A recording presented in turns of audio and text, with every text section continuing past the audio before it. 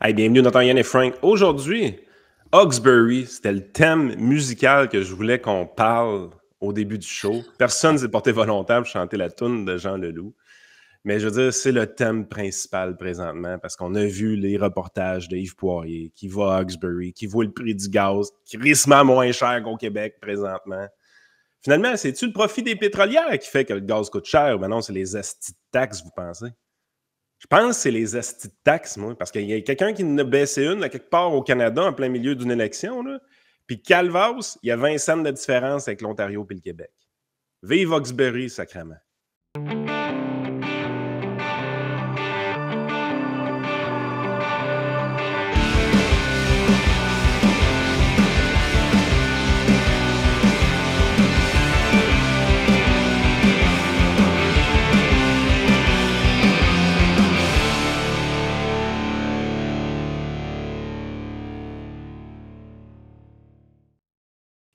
C'est quoi la différence entre faire des congés de taxes pendant une élection et envoyer un chèque de 500$ au monde? Ben écoute, Parce qu'officiellement, c'est fini, mais tout le monde sait que le gars est un apôtre du net zéro, puis Chris, il remercie Greta Thunberg de lui avoir ouvert l'esprit dans son livre. non, Moi, c'est une fraude. j'ai bien de la misère à comprendre que ce gars-là a vraiment l'intention de déposer, parce que pour abroger définitivement ce truc-là, ils doivent déposer, si je ne me trompe pas, une loi qui va être votée par le Parlement. Puis la loi dit qu'on abroge, parce que c'était une loi, ça, la loi sur Ouais, la tarification du carbone. Puis tout Puis elle ça. s'applique à plein d'autres endroits. Là, je veux dire, c'est la taxe des consommateurs qui a été enlevée, mais il y a Ouais. plein d'industriels qui payent de quoi encore. Ben, celle qui est visible par tout le monde. Là. Ah, écoute, il y a un député libéral, là, Rod Loyola. Ouais. Gas prices in Edmonton just dropped 20 cents per liter, thanks to PM Mark Carney scrapping the carbon tax. A Liberal Party government puts more money in your pocket for what matters most, your family. Hey. Non, mais Chris, je peux même pas crash, je suis en train de lire ça pour vrai là, sur Twitter. Là. Ah non, mais... Man! Comme C'est disait, votre taxe! comme disait un célèbre humoriste français, les cons, ça ose tout. Mais ils sont pas gênés, c'ti. Mais là, c'est quoi qu'on fait pour gagner une élection? Là? C'est que tu prends le pouvoir, tu montes toutes les crises de taxes que tu peux pendant les 3 premières années de ton mandat. Puis quand tu arrives dans l'élection, tu les baisses une par une. Puis tu dis, hey, as-tu, avec un gouvernement libéral, comment tu sauves de l'argent? Oui. C'est sérieux, ça? J'ai vraiment de lire ça, moi. Là. Il y a un député libéral qui se vante de ça pour vrai. Là. Oui. Et le Québec se fait péter la scène sans vaseline, bien comme il faut au travers de ça. Oui, parce que nous autres, on est spécial. Oui, nous autres, on est verts, on est très, très verts. Parce que, tu sais, tout le monde comprend que faire payer les consommateurs plus cher le gaz, mettre ça dans un fonds et subventionner plein d'entreprises avec, ça va vraiment changer le climat. Ça a bien été. Ah ouais, ça va vraiment bien. Là. Je sais qu'il y a beaucoup de gens là, qui défendent ce genre de mécanisme-là, là, mais à mon avis, ça vaut rien. Ça vaut rien. C'était juste une manière de prendre de l'argent et de subventionner du monde avec. Là. Il n'y a pas personne qui a arrêté d'aller voir sa mère en se disant « Ouais, vu qu'il y a une taxe puis je paye plus cher l'essence, je vais limiter mes déplacements et baisser mes gaz à effet de serre. » Voyons, cette demande-là est complètement inélastique. Là. Puis, tu sais, on a enlevé une des taxes dans les autres provinces parce que tu fais bien de le rappeler que le Québec, évidemment, ça ne s'applique pas. Oui. Parce que ça, c'était l'autre affaire. Hein, Juste pour dire avant, parce qu'il y a des gens qui sont en audio, là, ce qu'on voit à l'écran en ce moment, là, Yves Poirier, donc journaliste de TVA, qui est à Hawkesbury, donc d'où la référence du début. Les Ontariens là-bas paient 1,19 le litre de gaz, alors qu'il dit « Je pars de Montréal », il est à 1,62. Il dit « Je ne vois que des plaques du Québec venir faire le plein d'essence. » C'est sûr. Voyons, puis dites-vous une affaire, là, il y a toutes sortes de choses qui font en sorte que les stations-service limitrophes, parce que c'est 1,62 à Montréal, mais je pense honnêtement que les villes proches de Hawkesbury, du Québec, eux autres, c'est pas 1,62, ça doit être moins, parce qu'il y a toutes sortes de congés de taxes pour les détaillants limitrophes dans la province, parce qu'on prenait déjà pour acquis qu'on taxait plus qu'ailleurs. Peut-être à 1,40, eux autres, quelque chose de même. Mais même en enlevant la taxe carbone, by the way, il reste toutes sortes de taxes dans le prix de l'essence. Là. La TPS est encore là, la TVQ est encore là. C'est un bien essentiel, l'essence. Et puis le prix plancher qu'ils n'ont toujours pas enlevé. Les taxes d'assises. Il y a des taxes d'assises fédérales qui est toujours là. Il y a une taxe, je ne sais pas comment elle l'appelle, la provinciale, je pense une taxe d'assises aussi. Mais tu sais, à un moment donné, tu es là, tu te dis, Christy, ça s'époumonne dans les médias, ça s'époumonne dans les politicos, ça nous fait croire que les profits des pétrolières sont scandaleux, alors que les marges de profit des détaillants sont beaucoup plus faibles, les marges de raffinage sont plus faibles que le nombre de taxes qui est chargé, puis même les marges de profit des grandes pétrolières parfaitement verticalement intégrées, là, je vous garantis une chose, ils ramassent moins d'argent en profit chez le détaillant, chez le raffineur, puis chez l'exploitant de pétrole, qui se ramasse de taxes sur un litre d'essence. Oui. Et s'ajoute à ça, Yann, le mensonge répété par de multiples médias. Je me rappelle notamment d'avoir entendu Michel C.O.G. dire ça plusieurs fois, puis Paul Journet, je crois, à l'effet que quand tu enlèves des taxes, oui. Les propriétaires, les producteurs allaient en profiter pour prendre la marge disponible pour augmenter les prix. Ils ont dit ils ont spiné ça pendant des mois lorsque l'Ontario a annoncé qu'elle suspendait la taxe sur l'essence quand il y a eu beaucoup d'inflation en disant on va donner un break au monde avec ça. Il y avait du monde qui poussait, dont des gens comme nous, Fédération canadienne des contribuables, IEDM, pour que le Québec fasse la même chose. Et au Québec, les journalistes nous disaient on ne peut pas faire ça. Si on fait ça, ça va être du beau manque à gagner pour nous autres et les pétrolières vont hausser leurs profits. Ce qui ne s'est jamais vérifié, c'est complètement faux. Et ce que vous pouvez vérifier par vous-même ce matin, où le Québec est l'endroit où le gaz est le plus cher au Canada. Et dans les autres provinces, ils payent entre 30 et 40 cents de moins le litre. Veux-tu qu'on dise à une autre personne qui disait ça assez ouvertement récemment? OK. PSPP? Ah ben lui, c'était pire encore. Il demandait un plafond sur le prix de l'essence. À 1,60$ maximal? Ouais. Non, mais PSPP, lui, il disait que ça n'avait pas d'allure. C'est toute la faute des pétrolières si ça coûte trop cher. Hey, sérieux, là. Là, on l'a dans le cul en sacrament, les Québécois, là. Puis, vous voyez, ça, c'est directement lié à François Legault, là. Lui, tu sais, je veux dire, la Colombie-Britannique avait vu venir le coup. La Colombie-Britannique, eux autres aussi, il y avait une bourse carbone. Eux autres aussi, il y avait quelques petites exceptions comme le Québec. Puis, ils ont dit, ah, OK, nous autres aussi, on va embarquer dans le trend, dans le bandwagon canadien. Là, on va dropper ça. Mais moi, il y a tellement de choses dans cette histoire-là. L'hypocrisie libérale, je veux dire. Comment...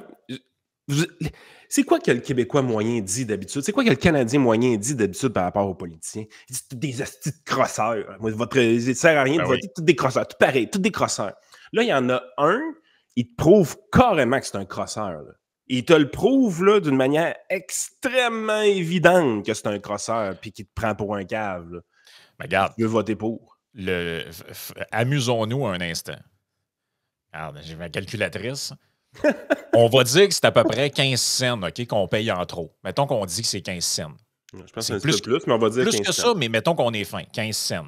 Donc, 0,15. Moi, dans mon char, je vais prendre mon char, je suis quand même un bon exemple d'un char moyen. C'est plus le meilleur exemple que moi. J'ai un Civic, là, Chris, ça ne boit pas tant d'essence que ça. Moi, mon Yukon, c'est pas un bon exemple. Mon Civic, il rentre, je pense, 45 litres d'essence dedans. Ouais, ça doit être ça. Tu multiplies par 45. Ça fait... tu mets pas toujours 20$ dans ton char? Non, ben là, je vais commencer. Là. Mais, donc, ça fait 6,75. Je le tank à peu près une fois par semaine, dépendamment, mais mettons une fois par semaine pour faire un chiffron. 52. Je multiplie ça par 52. C'est 350$. Mettons qu'on est... Beaucoup de familles ont 2 chars de même, c'est pas mal la moyenne. Là. Tu remultiplies ça encore par 2. C'est 700$ par année là, pour la famille moyenne. Puis là, c'est un calcul très conservateur dans le sens j'ai mis ça au plus bas. Je dis, on va garder juste le 15 cents de la taxe carbone. Là. Je ne parlerai pas des autres taxes, tout ça. Mais là, n'oubliez pas là-dedans qu'il y en a qui ont ils ont des véhicules crissement plus énergivores que le mien. Là. Oh oui. 700$ par année, là, excusez-moi, c'est de l'argent là, pour du monde qui sont des familles de classe moyenne. Là. Écoute, quand je foule mon Yukon, je mets 195$ dedans. Là. Bon. Et je veux dire, c'est pas. Fait que là, mais là, est-ce qu'on va nous dire que ça prend des snitches pour empêcher les Québécois d'aller se tinker en Ontario? Parce que moi, le juge Juteux, il proposait quelque chose. Lui, il disait. Non, il disait que ce serait une bonne idée de mettre un colorant dans le gaz québécois. Bleu? Ouais. OK. Là, tu pourrais faire des inspections. Ah, ton gaz n'a pas le colorant. Ah, t'es allé Ah, trinquer en mais Ontario. Chris, mais dites jamais des affaires de même, ils vont le faire. Ben, ça existe déjà, on s'entend avec le diesel, là. Mais il y a quand même de la. Contrairement à la dernière fois, il y a quand même beaucoup de grogne, honnêtement, je suis obligé de te dire. Là. Il y a beaucoup de textes de ce genre-là, là, comme la chronique de Martineau ce matin. J'ai vu Mario Dumont qui en a parlé, j'ai vu plein de monde qui en a parlé. Il dénonce le fond vert, dénonce le fait qu'on soit maintenant. Je pense que tant que c'était juste l'Ontario, on se disait, ouais, mais nous autres, on est comme Vancouver, on est comme le BC, on est La comme Californie. la Californie. Mais là, on se rend compte de plus en plus là, que le Québec, on va être les derniers caves de la place avec ce genre d'affaires-là. Mais tu sais, c'est parce que. Il était où ces textes-là quand ça a été implanté, cette bourse de carbone-là? C'est encore la même gang de bizarres là, qui étaient contre. Là. Ben, je comprends. Je suis totalement d'accord. T'es pas tanné, toi? Oui, mais j'essaie de me réjouir du peu qu'il y a à se réjouir. Et là, il dit on ne veut pas Ouais, abolir la famille s'agrandit, t'as raison. Je suis d'accord. Il dit on ne veut pas abolir la taxe carbone au Québec parce qu'on est vert, vert, vert. Mais on ne veut pas que le Canada enlève la surtaxe sur les véhicules électriques chinois, même si ça permettrait à de nombreux Québécois de prendre le virage électrique et de dire bye-bye au pétrole sale de l'Alberta. On est écolo ou pas? Expliquez-moi car je ne comprends rien. Ce que j'aime par-dessus tout, c'est lorsque le gouvernement du Québec me dit qu'il ne faut pas abolir la taxe carbone car il a besoin du fonds vert pour financer l'électrification du Québec. Vous voulez me délester de mon portefeuille? OK, mais de grâce, ne dites pas que vous faites ça pour mon bien.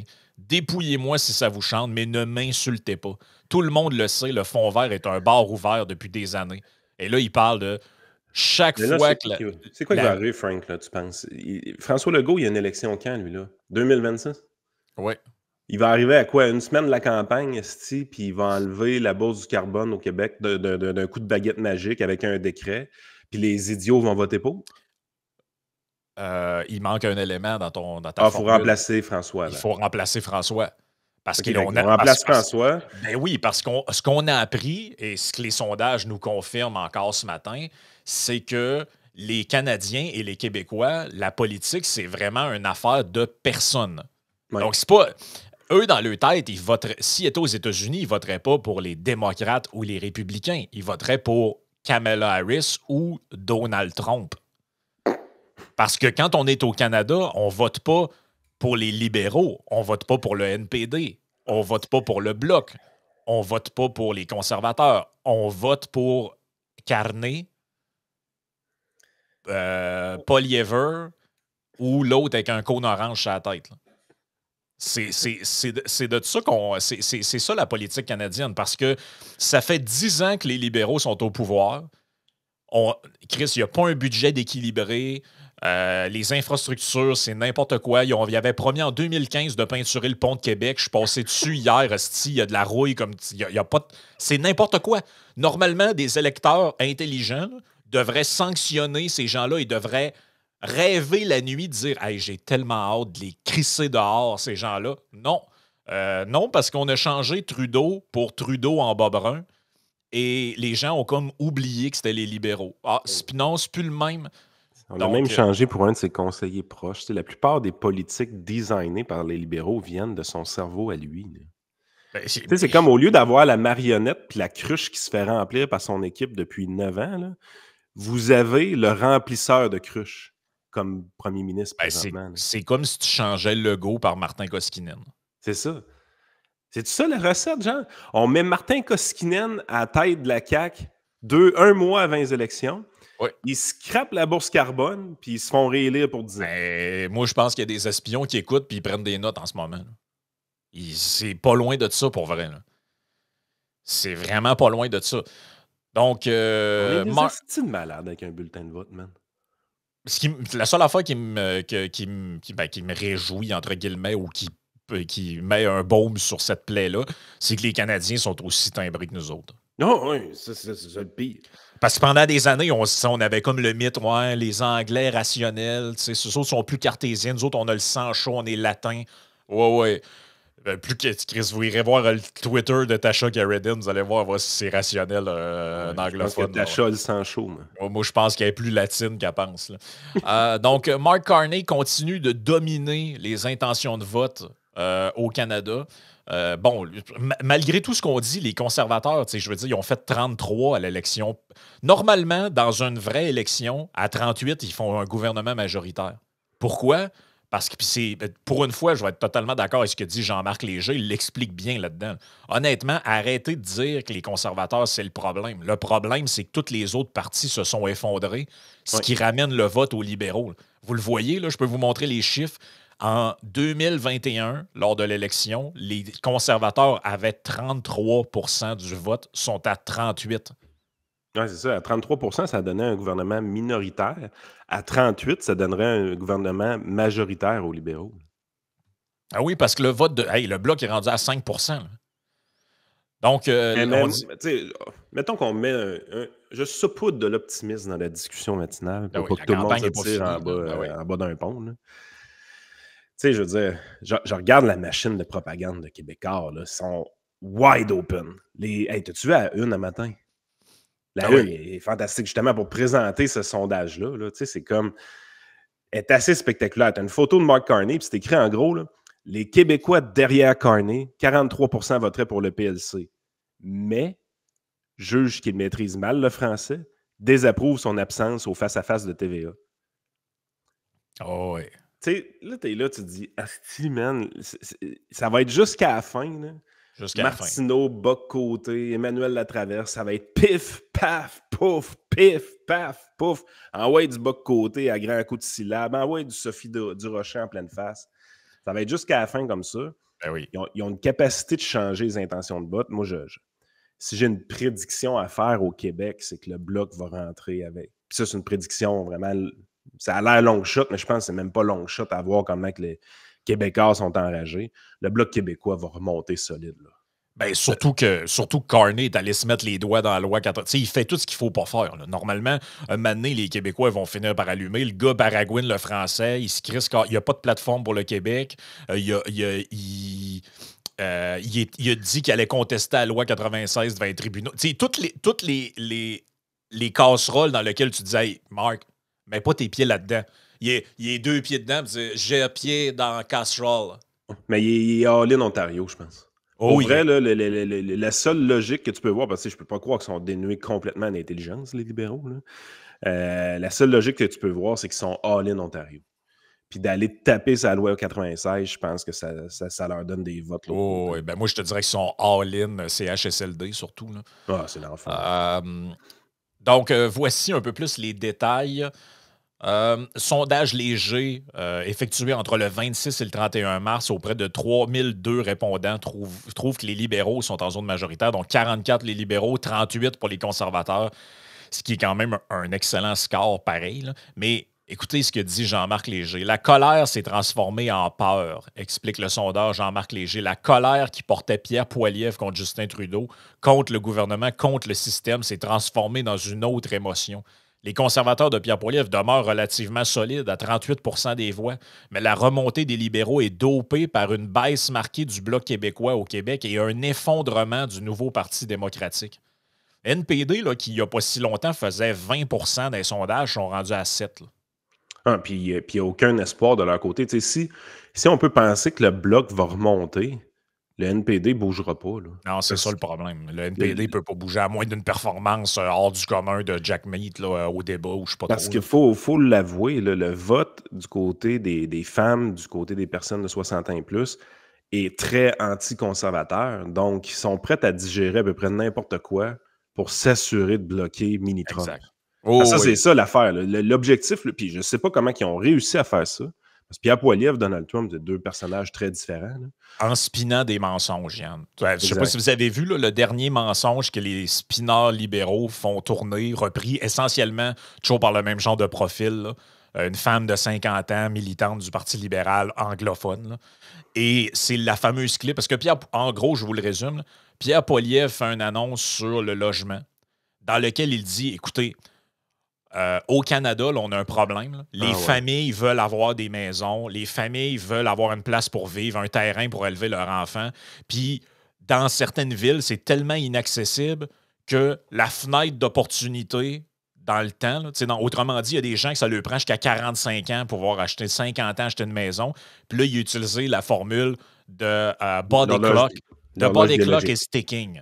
En voulant dire, ben, il y a des femmes, puis c'est totalement vrai ce qu'il a dit, là. Il y a des gens, il y a des femmes qui ont 40 ans, là, puis qui se disent, c'est comme ma dernière chance pour avoir des enfants, là, si je veux les élever pas trop vieilles, mais je veux pas le faire en appartement. Je voudrais avoir un terrain, une maison. Ce que toutes les familles du monde, à peu près, c'est leur idéal, là, élever leur enfant avoir ton petit coin de terre, puis ton petit terrain pour avoir des jeux, puis peut-être une piscine, je sais pas trop. Et là, ils ont viré ça en esti de niaiserie. Genre, Poilievre veut contrôler le corps des femmes. Man, ouais, j'ai vu ça, man. Est-ce que je les haïs, ce monde-là? C'est incroyable. Incroyable. C'est malhonnête. Là. La formule était bonne. La formule était bonne. Je veux dire, dans l'ordre des choses, je veux dire, Christy, je tourne à la tête d'un cabinet de services financiers. J'ai ces discussions-là avec les gens. Là. Dans l'ordre des choses, le monde, qu'est-ce qu'ils font? Ils se mettent en couple, ils vivent en appartement ensemble, ils se trouvent un petit chien s'ils ont le droit.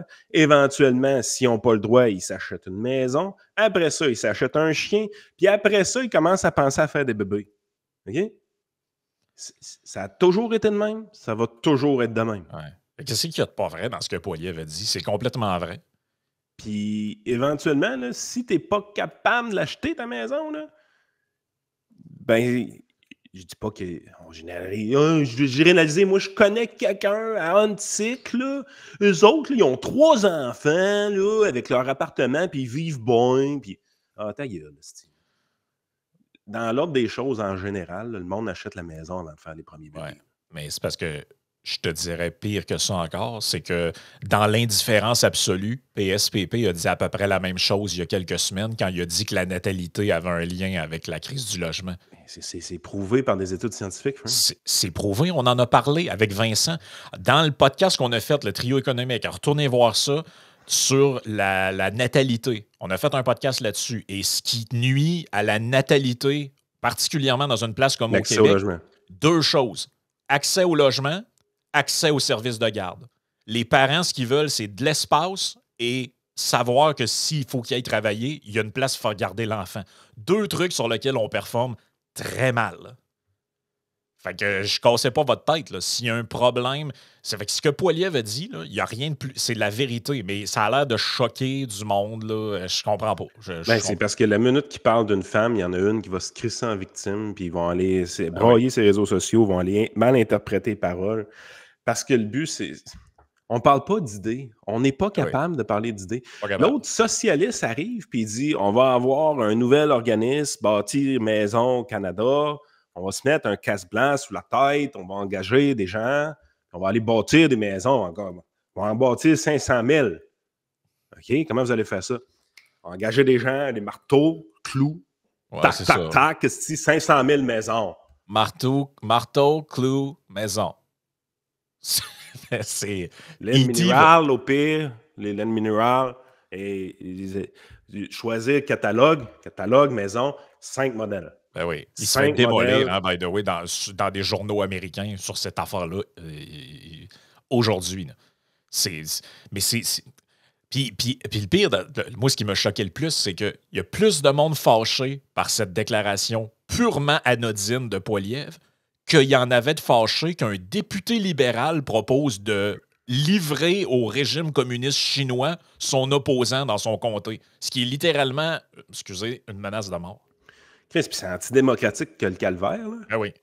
Hey, moi, mon adversaire, là, au lieu de le battre en élection, là, je vais aller le livrer aux communistes chinois. Il va aller se faire fusiller à Beijing? Ça va, man? Ça, c'est correct, ça.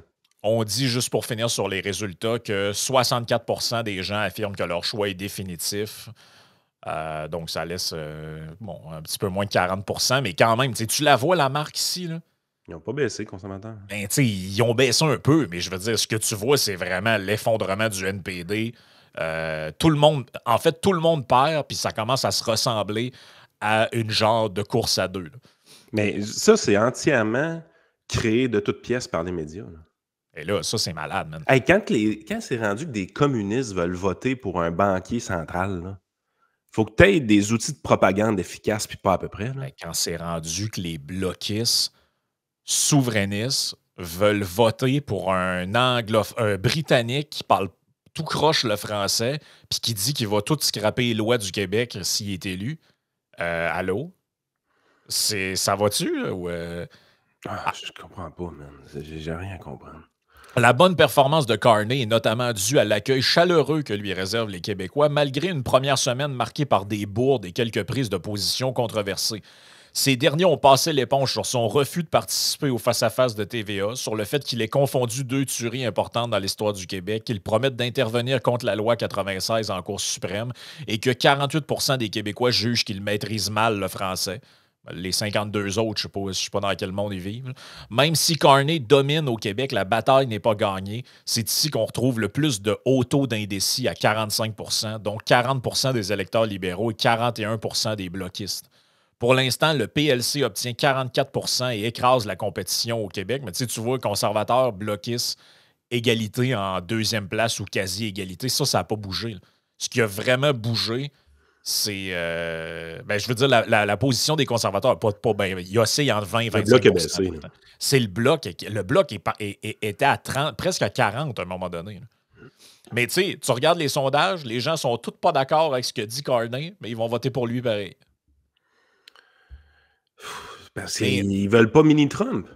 Tout est basé sur ce style narratif de merde-là. Mais ce que Léger dit dans le truc suivant, je vous le dis, c'est rare, je dis ça. En général, je trouve que Léger, ses commentaires sont très limites. Là. Mais ce qu'il dit ici est quand même important. Il dit « Le sondeur perçoit 2 embûches qui pourraient faire pâlir l'étoile de Carney. D'abord, Donald Trump. Si ce dernier impose effectivement les tarifs de 25% comme prévu, ça sera peut-être perçu comme un échec pour Carney, selon Jean-Marc Léger. Si les tarifs sont moins élevés au Canada qu'ailleurs, il gagnera des points. Et s'il n'y a pas de tarifs, l'élection est terminée, dit-il. Deuxième facteur, les débats. Mark Carney n'a pas particulièrement brillé au débat dans la course de la chefferie libérale, juge le sondeur, et Pierre Poilievre est nettement plus convaincant que lui en débat. Alors on va avoir un chef sur la défensive, dit-il. Ben, moi, ce que je pense aussi, c'est juste que je capote qu'on ait une élection de 33 jours avec un premier ministre qui a été là 9 jours. Ah, c'est fou, là. Je veux dire, Pierre Poilievre, là, il subit la critique depuis maintenant, 3-4 ans à tête du PCC. Là. Ouais. Il y a tous les hosties de médias canadiens sur le dos sans arrêt. Il a été testé, il a été mis à l'épreuve, il s'est bâti une carapace, il s'est bâti un discours. De l'autre, là, c'est gaffe après gaffe après gaffe après gaffe après gaffe. Puis il se fait polir encore les souliers par des Tasha Sheridan de ce monde. Là. Puis tu sais, honnêtement, moi, mon point de vue d'électeur, c'est qu'on devrait punir, un parti qui est au pouvoir depuis 10 ans, à un moment donné, c'est assez, il faut changer d'air. Et de 2, on devrait punir sévèrement un parti qui a instrumentaliser une crise au profit de sa course à la chefferie pour couronner le candidat qu'il voulait. Moi, je trouve ça irresponsable ce qu'ils ont fait. Ils ont profité d'une crise politique déclenchée par Donald Trump et qui faisait bien leur affaire pour jouer le jeu de dire qu'est-ce qu'on fait pour garder le pouvoir. Ça fait 2 qui font ça au Canada. Là. Doug Ford a fait la même affaire. Là. Doug Ford a fait la même affaire. Les électeurs l'ont récompensé. Et on est en voie de faire la même affaire avec le Parti libéral. Moi, je trouve qu'on est irresponsable. Tu sais, je sais pas c'est quoi c'est quand est-ce que la CAQ va allumer, là, mais tu sais, la CAQ, maintenant, la fenêtre d'opportunité va se refermer. Crisser le go dehors puis décoller une élection demain matin. Ah, moi, je pense à Grenouille en arrière de lui, ça doit être épouvantable. Ça doit être épouvantable comment ils sont en train de déguiser des couteaux. Je veux dire, le playbook est assez évident que ça fonctionne. Là. Il mettrait Éric Girard à la tête de la CAQ présentement, puis les Québécois voteraient pour. Oh merde, c'est pas match pire, Éric Girard. Ah, j'ai pris le plus poche de la gang que je trouvais. Là. Éric Kerr, un coup parti. Ah, lui, ça va être plus dur. Là, les Québécois sont tata, mais pas à ce point-là. Là. Non, c'est ça. Là. Il y a c'est ça. En ce moment, c'est un peu choquant parce que tu te dis, Christ, on fait tout ce qu'il faut pas faire. Tout ce qu'il faut pas faire. Écoute, avant de parler Une chose qu'on a dit hier dans notre groupe et que je veux qu'on revienne, c'est quoi? C'est en Angleterre. Ils ont élu le Labour. Puis 2 mois après, ils voulaient le crisser dehors. Ben, c'est Brian Breguet qui disait ça. Il dit, on dirait que ce que je vois se profiler à l'horizon, c'est qu'il va se passer la même chose au Canada qu'en Allemagne puis au UK. C'est que les gens ont tassé ont élu la gauche, les partis de gauche, et 2 mois plus tard, tu regardes les sondages, puis c'était déjà inversé. La lune de miel de Keir Starmer là, a duré, je pense, 15 jours. Je pense que c'est ça qui va se passer. Si on élit Carney majoritaire, là, ça va être le pire 4 ans ever. Tu sais, je veux dire, Legault, ça a duré 9 mois. Hey, on a donné 90 plus députés à François Ouais. Legault au Québec. Je veux dire, c'est une majorité tout simplement incroyable. Le PQ a manqué mourir de sa belle mort. Ben oui. 9 mois plus tard, le PQ premier dans les sondages. 9 mois, man! Hey, c'est bipolaire, pas rien un peu, ouais. ça, là. Ben, ça, c'est une gang qui doit être stressée aussi, le PQ. Là. Tu vois ce qui se passe, t'es comme si, l'électorat, il est-tu volatile, rien qu'un peu? Là? Le seul espoir du PQ, c'est que Legault s'accroche jusqu'à la fin. Puis en fait, je veux dire, les conservateurs, ils voulaient bien faire tomber le gouvernement, ils n'étaient pas capables, mais c'est ça que le NPD n'avait pas compris, c'est qu'il faut que tu battes le chiffre. Je veux dire, pourquoi ils ont réussi à battre Stephen Harper en 2015? C'est que Stephen Harper était usé, mais il ne s'est pas remplacé à la fin. Il est allé perdre avec honneur sa dernière élection. Exact. Au lieu de tenter le coup que les libéraux viennent de faire, c'est juste avant l'élection, change le chef, profite de la lune de miel, déclenche la campagne, bing bang. Exact. On aurait pu se ramasser dans 25 ans conservateurs éventuellement si on avait utilisé cette stratégie-là en 2015, j'ai l'impression. Ben oui, ils n'ont juste pas pensé probablement. Juste avant de passer au sujet annoncé pour Patreon, on remercie nos commanditaires de TLF Dessin. Évidemment, qui est un de nos bons commanditaires. Donc, allez voir sur leur site web pour tous vos besoins en matière de construction, pour les compagnies, les plans 3D, les dessins industriels. Donc, c'est une super compagnie. Allez aussi faire un tour pour ceux qui ont des besoins en matière d'immigration, autant les particuliers que les entreprises qui font affaire avec de la main-d'œuvre étrangère. Ready for Canada. Donc, Ready for Canada, l'équipe de Steven va s'occuper de vous autres. Puis, si vous voulez en savoir plus sur ce qu'il fait un peu, là, vous pouvez retourner voir notre podcast qu'on avait fait avec lui, qui était quand même vraiment un pas pire hit pour lui. Là. Et Range Brand pour tous vos vêtements. Western, en fait, country, branding numéro 1 au Québec et au Canada. Puis vous avez votre petit code promo. Grâce à notre partenariat, vous avez 10% de rabais sur toutes vos commandes. Écoute, dans la partie Patreon, il y a quand même pas mal de stock. Il faut qu'on parle un peu de ce qui se passe aux États-Unis. Il y a eu des élections hier. Bon, les républicains ont gagné à 2 places. Il y a la Cour suprême du Wisconsin, c'est une démocrate qui a pris la balle au bon. Mais c'est Liberation Day aujourd'hui. Ouais, c'est ça. C'est Liberation Day, entre gros guillemets, aujourd'hui. Quel nom de merde. C'est n'importe quoi. Et aussi, quelque chose d'intéressant, Daniel Smith a envoyé une lettre au premier ministre Legault. Et puis celui-là, la lettre, hein, je pense. J'ai la lettre en français parce qu'elle lui a envoyé la lettre dans les 2 langues officielles. Et elle propose, grosso modo, un partenariat inédit entre l'Alberta et le Québec. Donc, l'Alberta va se séparer avec le Québec, je pense. Ça risque d'être très, très intéressant. Donc, abonnez-vous au Patreon. À partir de 3$ par mois, là, vous avez tout le stock. Il y en a des affaires. Il y a un autre podcast de Roxane la Banane qui s'en vient en fin de semaine.